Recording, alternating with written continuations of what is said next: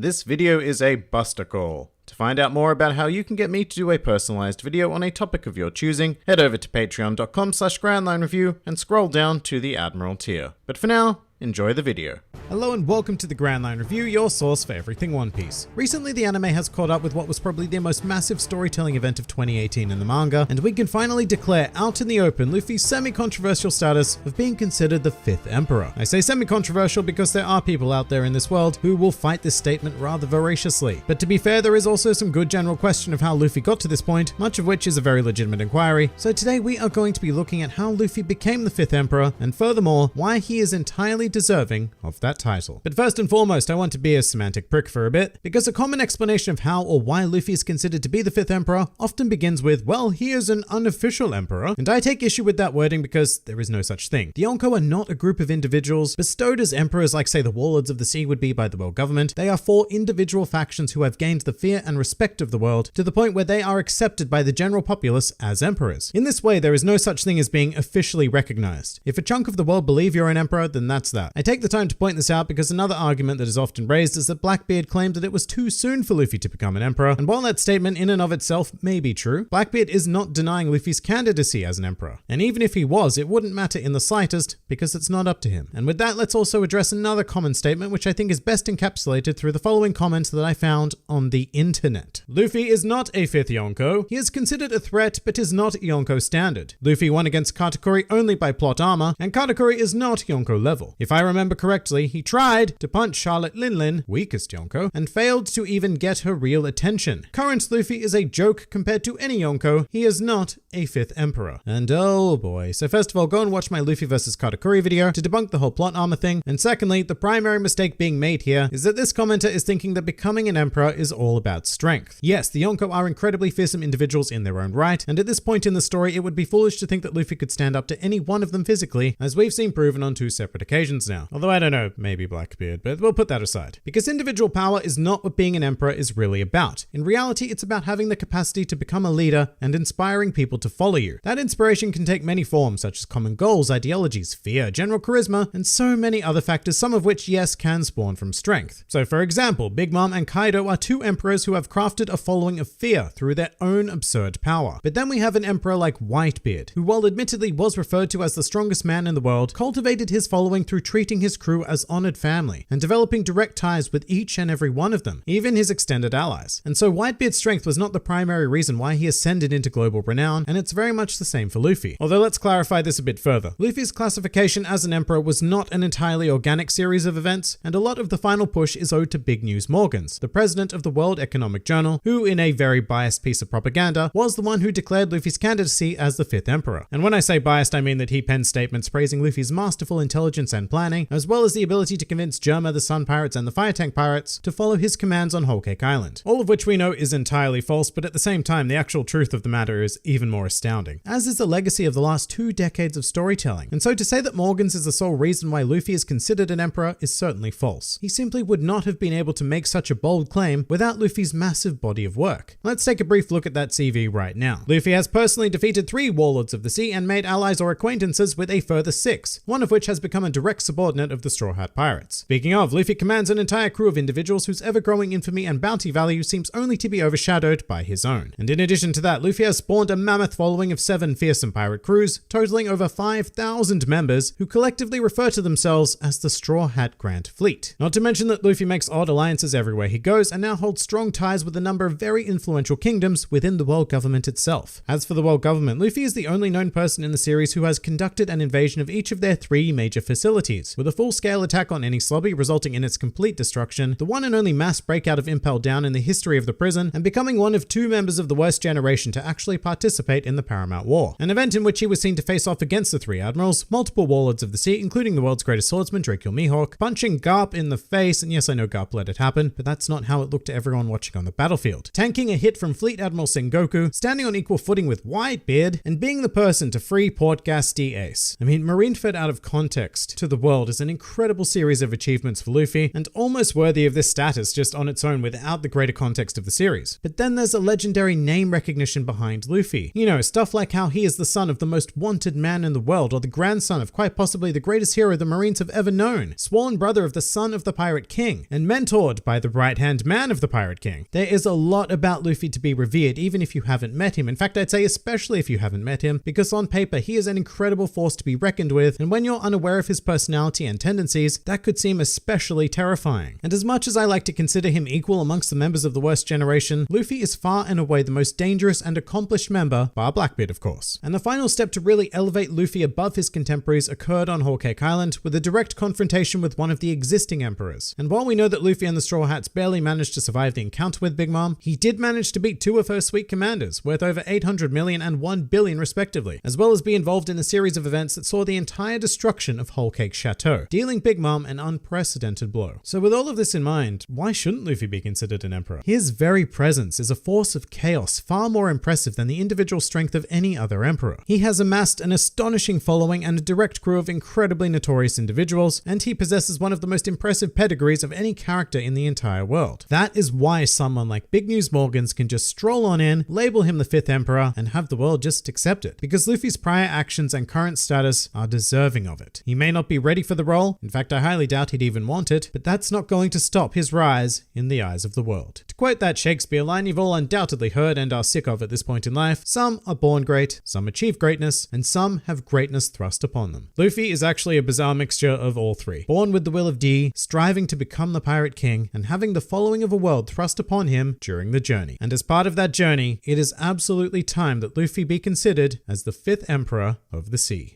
If you enjoyed this video and the content this channel produced in general, then please do consider donating to the Grand Line Review Patreon, because the support of all of you amazing people is what continues to make this channel possible. Also do check out my Teespring store if you're interested in shirts, hoodies, and other miscellaneous items, with the proceeds going directly to support the channel as well. And if you'd like to join the fun at any time, then please do head over to my Discord server, where a wide array of shenaniganry takes place on a daily basis. And finally, please do comment with your own thoughts on Luffy's status as the 5th Emperor. This has been the Grand Line Review, and I'll see you next time.